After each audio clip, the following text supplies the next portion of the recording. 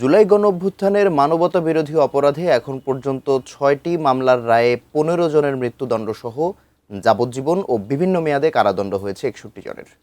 এর মধ্যে ক্ষমতাচ্যুত প্রধানমন্ত্রী শেখ হাসিনা সহ ৪১ জনই পলাতক, যাদের মধ্যে ৩৪ জনই পুলিশের কর্মকর্তা ও সদস্য। পলাতকদের দণ্ড কার্যকর করা এখন মূল চ্যালেঞ্জ হয়ে দাঁড়িয়েছে। ২৪-এর ৫ আগস্টের পর গত প্রায় ২ বছরে পুনর্গঠিত আন্তর্জাতিক অপরাধ ট্রাইব্যুনালের বিচারের অগ্রগতির বিস্তারিত জানাচ্ছেন জাবেদ আখতার।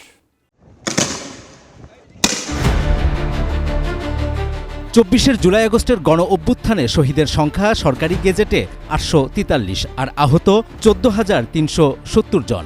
২০২৪-এর ১৪ অক্টোবর আন্তর্জাতিক অপরাধ ট্রাইব্যুনাল পুনর্গঠন করে জুলাইয়ের মানবতাবিরোধী অপরাধের বিচার প্রক্রিয়া শুরু করে অন্তর্বর্তীকালীন সরকার। দুটি ট্রাইব্যুনালে ৩টি করে এ পর্যন্ত ৬টি মামলা রায় হয়েছে। গত বছরের ১৭ নভেম্বর প্রথম রায়ে ট্রাইব্যুনাল ১ ক্ষমতাচ্যুত প্রধানমন্ত্রী শেখ হাসিনা ও সাবেক স্বরাষ্ট্রমন্ত্রী আসাদুজ্জামান খান কামালকে মৃত্যুদণ্ড দেন।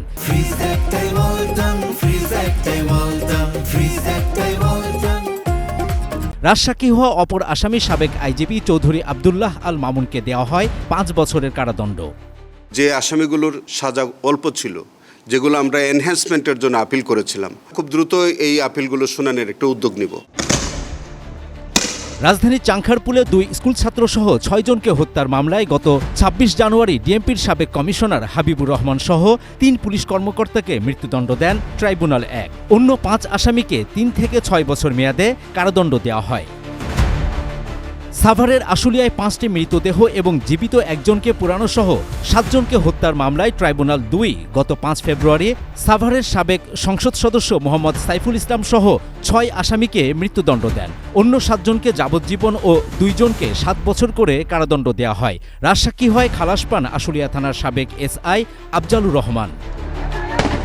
বৈষম্য বিরোধী আন্দোলনের প্রথম শহীদ রংপুরের বেগম রোকেয়া বিশ্ববিদ্যালয়ের ছাত্র আবু সাইদ হত্যা মামলার রায় হয় গত ৯ এপ্রিল। আবু সাইদকে গুলি করার দায়ে এএসআই আমির হোসেন ও কনস্টেবল সুজন চন্দ্র রায়কে মৃত্যুদণ্ড দেন ট্রাইব্যুনাল ২। এছাড়া ৩ জনকে যাবজ্জীবন এবং ২৫ জনকে সর্বোচ্চ ১০ বছর পর্যন্ত বিভিন্ন মেয়াদে সাজা দেওয়া হয়।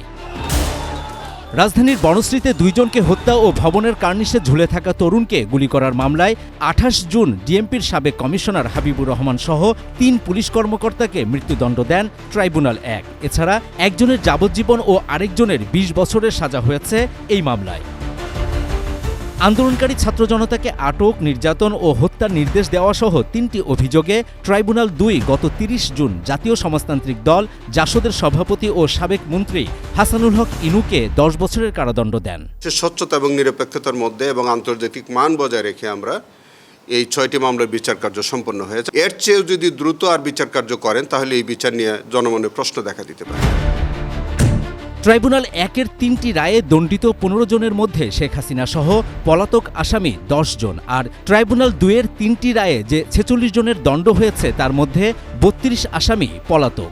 মোট পলাতকের সংখ্যা ৪২ হলেও ডিএমপির সাবেক কমিশনার হাবিবুর রহমান একাই ২টি মামলায় মৃত্যুদণ্ডপ্রাপ্ত। পলাতক ৪১ জনের মধ্যে ৩৪ জন পুলিশ কর্মকর্তা ও সদস্য, অন্যরা আওয়ামী লীগ, যুবলীগ, ছাত্রলীগ ও সহযোগী সংগঠনের নেতাকর্মী। তাদেরকে না পাওয়া পর্যন্ত তো রায় কার্যকর করার সুযোগ নাই। ২টি ট্রাইব্যুনালে বর্তমানে বিচার চলছে ২০টি মামলার, আর তদন্তাধীন রয়েছে ৩৯টি। এর মধ্যে জুলাই গণ অভ্যুত্থানে হত্যাযজ্ঞ সহ আওয়ামী লীগের আমলে সংঘটিত গুম, নির্যাতন ও ক্রসফায়ারে খুনের মানবতাবিরোধী অপরাধের মামলাও রয়েছে। লক্ষ্য হচ্ছে যে আমরা তদন্ত এবং বিচার দুইটাই যাতে আগামী ১ বছরের মধ্যে শেষ করা যায়।